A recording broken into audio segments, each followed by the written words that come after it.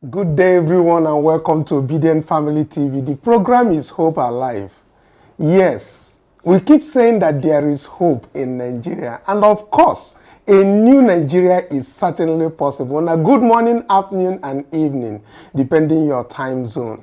Today, we're once again here to talk about what is happening in Nigeria, as we have some breaking news coming up at this hour that the United Arab Emirates, that is UAE, has lifted the visa ban finally on Nigerians. That is coming out today.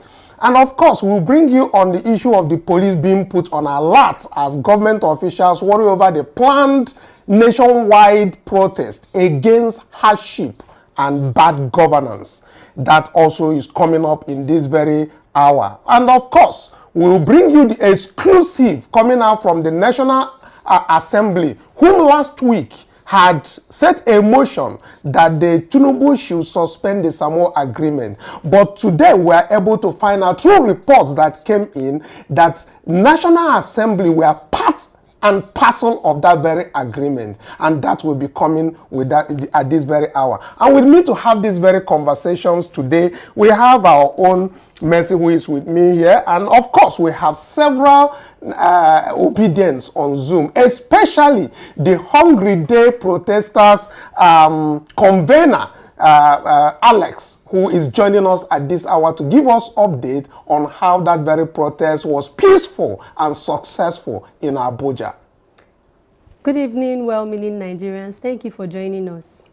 All right, wherever you are joining us from right now, please like, share, and subscribe so that other well-meaning Nigerians and Obedience will know that Obidient Family TV on Hope Alive program is live. Let's start with what is going on. The tension in the nation today is about the nationwide protest that is looming, inevitably going on as planned.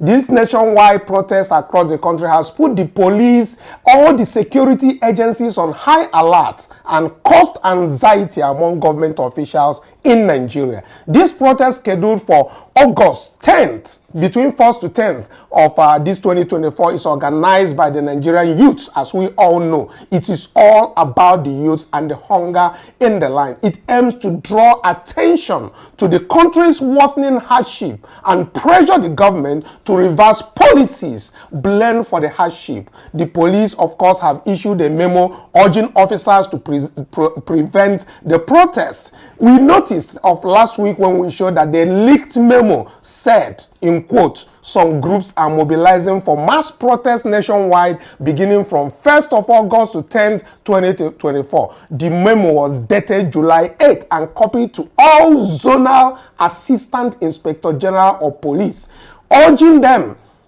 to send out their operative to be proactive and mobilize well-kitted and equipped personnel ahead of the protest. This very directive is well known to everybody because we bring out even the circular, that very leaked memo that we bring. But the planned protest is going ahead, but it has installed fear in the Nigerian public office holders, especially lawmakers who are now forgetting over possible attacks. But of course, Nigerian youths are obviously on a mission not to attack anybody, but to have a peaceful protest about about the plight of the hunger in the country. The Nigerian Senate, of course, on Tuesday engaged on a panic debate, expressing fears of attack by angry Nigerians who are deep in prevailing hardship. Of course, this protest is a response to the government policies, which have led to fuel price hike, high cost of living, food insecurity, and of course, insecurity in the farmlands for those people who are farmers to provide food for the nation. Organizers of this very bad governance protest are demanding an end to the subsidy scam, reversal of fuel prices below 300 per litre, reduction of tertiary education fees, restoration of electricity tariff to affordable levels, and reduction of import duties, disclosure and reduction of senators and House members' salaries and allowance. With me to discuss this as a special update on the Hungry Day protesters who went to Abuja to make sure that there was a peaceful protest. They went through to the police headquarters. They went to different parastatals in Abuja protesting peacefully to show that a peaceful protest could be had in Nigeria. With me today to have this very conversation, the leader of that very protest who make sure that it was peaceful is Alex, joining me on Zoom. Mr. Alex, let's have the update you have regarding the Hungry Day protesters. You said it was very, very peaceful. The police actually were by the side making sure that the things went well. And so it means that protests can be gotten peacefully in Nigeria without any reason of being afraid of the police or being afraid of the security agencies, because it is all for good governance and it also affects them. Alex, let's hear from you. Alex, let's hear from you. Alex, joining us from Abuja. Thank you very much. Can you hear me? Yes, we can. So, first of all, thank you very much for having me. It's good to be again. It's been a long time I jumped on this program. So, first of all, I will start by correcting a notion. This notion is something that in fact, I'm also guilty of it. And it is because of how the government and the police have gaslighted Nigerians that we've forgotten what it means, what the word protest actually means. So today, everybody is trying to be careful, trying to walk on eggshells by saying peaceful protest. Already, if you check the meaning of protest, a protest is already peaceful. When you say a protest, protest is a peaceful demonstration where you express, where you use to express yourself and express your grievances to the government and any other parastatal that you feel like you want to protest about, or any other thing. But a riot is violent. A riot is something that disrupts peace and also has tendencies of turning into something else. So, but because of the way Nigeria is and the way the fear they have put in us, the different acts that they've put in place now, it now looks like when you say you want to protest, it now looks as if you are calling for war, or you are going to do something evil, or you are going to disrupt people's peace. So first of all, it's a protest. If I had to take that correction just yesterday when we were having a conversation at the Federal Ministry of Justice. So it is a protest is peaceful on its own. So Nigerians are coming to protest.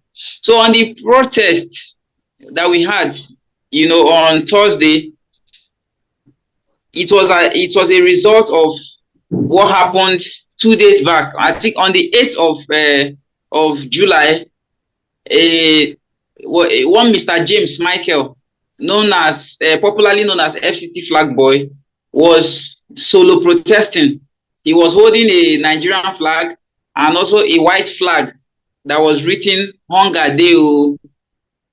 So as he was walking with that flag, he was just shouting "Hunger Deo, Hunger Deo," walking on his own. So I think a popular Nollywood actor, Hank Sanuku, saw him and came down from his vehicle, then took the Hunger Day flag and started waving that flag. So when people saw Hank Sanuku, they started coming out to join this guy. So it looks like it turned into a mini protest, sort of. So that's got the attention of the police, and they came there and picked up the guy, whisked him to the FCT police command. And we saw how we different people were running around to see how they can, rescue him and bail him out.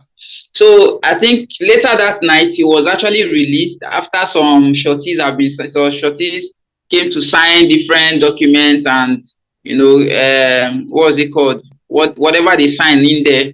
So they called people to come and shorty for him and sign, and he was released. So, but then why did they do this? This thing is to cause fear, is to instill fear in people. So that, because we've seen different solo protesting from different parts of the country. But right now, that action is going to put in more fear. And with people that are planning the end ban government protest, the youths are planning to protest, that is also sending a message to them that, oh, they shouldn't come out. So we saw it as no, we have to respond to this. We don't have to keep quiet. We don't have to just let it slide. So we took it upon ourselves to say, no, let us go out there. Let us also protest. Let us also carry that same flag. We all remember what happened in the during the campaign when a flag boy carrying Labour Party flag in Lagos was attacked and beaten up. What happened the next week? The next week we had more than 20 flag boys came up carrying the same flag, you know, in different locations. So that's that. In fact, that alone destabilized. They don't know where to attack from again. So when we saw that arrest, we saw it as an opportunity to also say to the police. So by telling them that we are hungry, Nigerians are hungry, and they should not stop anybody or try to intimidate anybody. So what we did was we organized ourselves and we did the Hungry Day flag. We did a lot of the flags, we did banners, and we came out in our numbers, you know, and we said, no, this time we are taking this message to the IG of police. We are not going to just be on the street. Let's take it to the police headquarters, the force headquarters. And if they want to arrest all of us, they should arrest all of us. Let us know that being hungry is a crime, or expressing your hunger, expressing the fact that you are hungry is not a crime. So that is why and it was a successful one. We started from force headquarters. We protested there for a while.